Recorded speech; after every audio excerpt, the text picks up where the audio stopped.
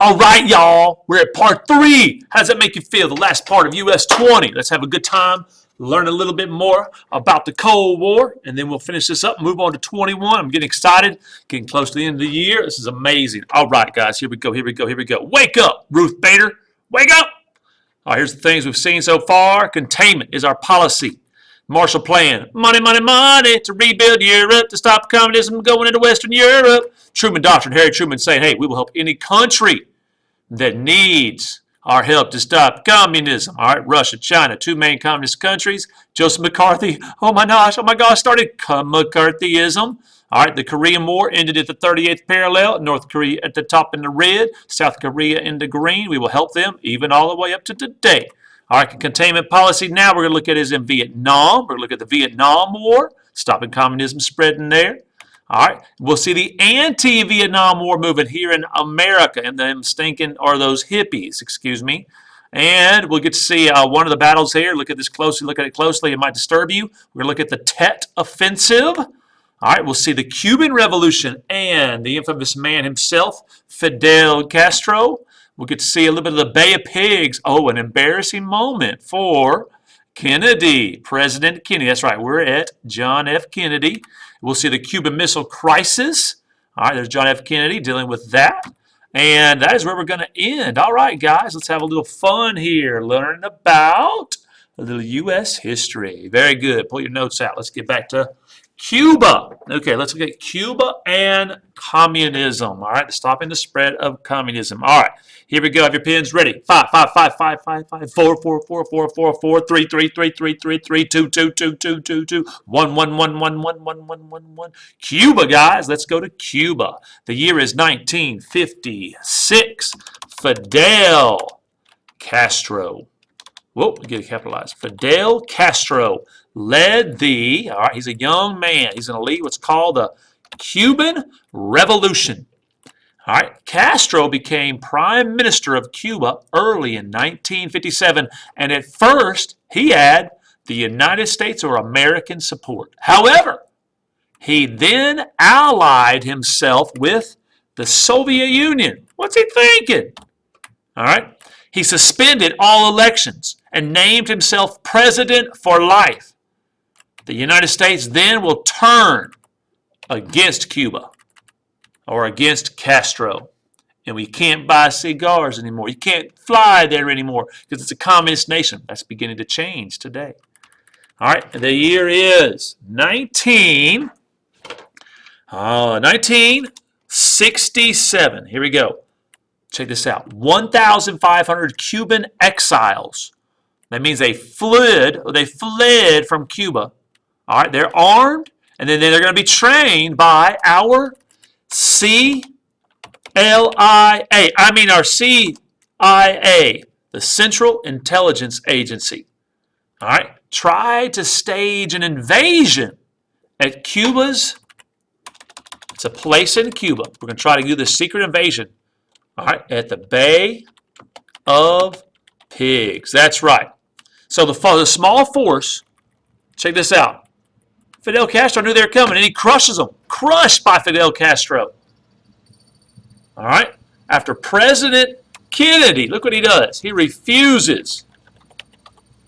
He refused to involve the United States Armed Forces. 1,200 of the invaders, look what happened to them at the Bay of Pigs. They were captured. The United States was forced to give. Look at this. Look at this number, guys. Look at this number. Guess how much? How many millions, billions, trillions? What do y'all think? What do y'all think? Is it 10 million? Is it 20 million? 30? 40? We're going to have to give $53 million worth of food and supplies to Cuba to release these captives.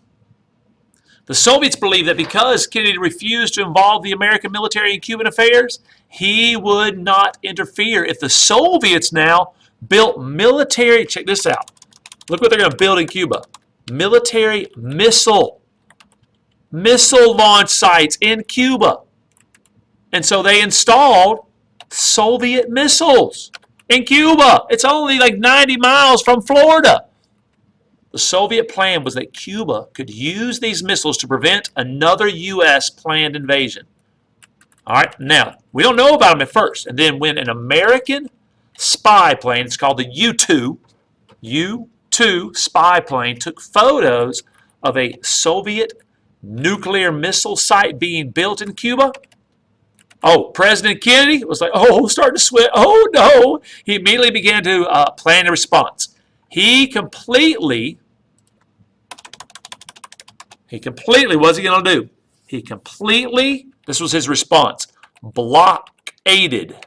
He blockaded Cuba and threatened to invade unless Soviets promised to withdraw from Cuba. So it became a showdown.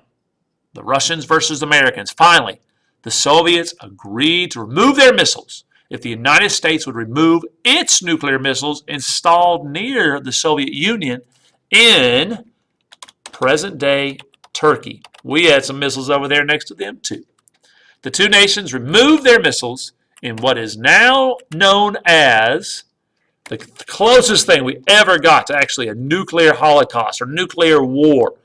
It is known as the Cuban Missile Crisis. Man, that was really close. We almost blew the world or ourselves up at the Cuban Missile Crisis.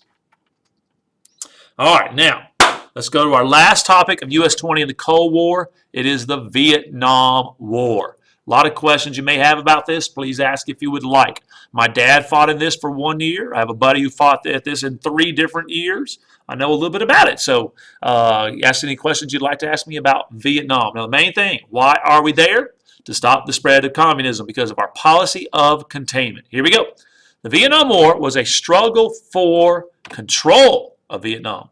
Well, the conflict originally began, check this out, a lot of y'all don't know this, with the French colonial rule in the region.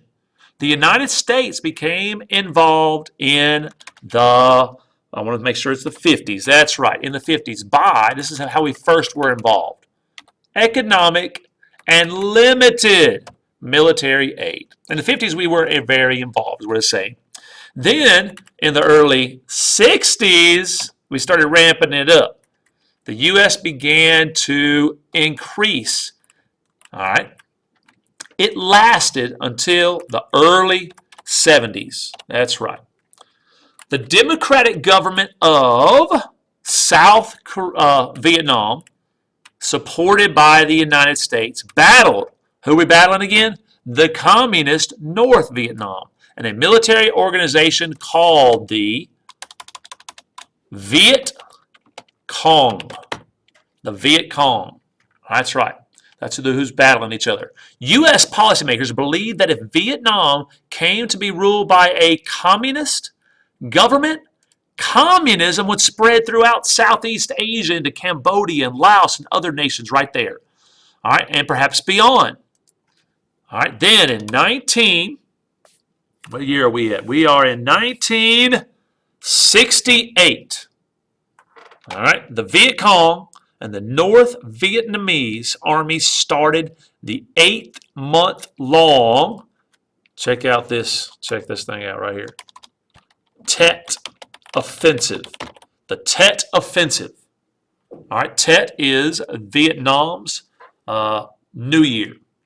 It was Viet Cong's largest and most damaging campaign of the entire war. Even though they lost, we won Tet.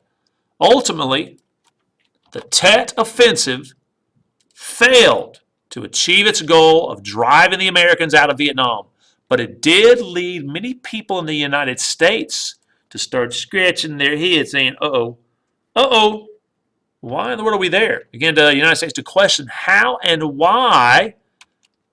Check this out. Who's our president this time? President Johnson had told them that America was winning the war. See, what's happening is there's a bunch of photographers over there taking pictures, and it's in our newspapers. It's on our TVs.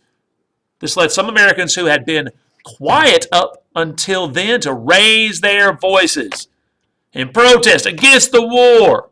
Bring our soldiers home. All right, check this out. The number one place this began to happen is on college campuses. Many college campuses were home to groups formed to protest American involvement in the Vietnam War. The goals of these groups differ, but most favored ending. All right, let me get back to where we were here. I took a little phone call. I'm back now. Many college campuses were home to groups formed to protest American involvement in Vietnam. The goals of these groups differed, but most favored ending the draft and removing all American troops from Vietnam. There you go. Ask me any questions you'd like in class. That'll be great. Just a little bit more right here. Check this out. Here's your anti-Vietnam War movement. Check out the pictures. Bring them home. Bring home the baby killers. It was bad. Oh, people were all crazy. Look at the Tet Offensive. Horrible, huh? That's right.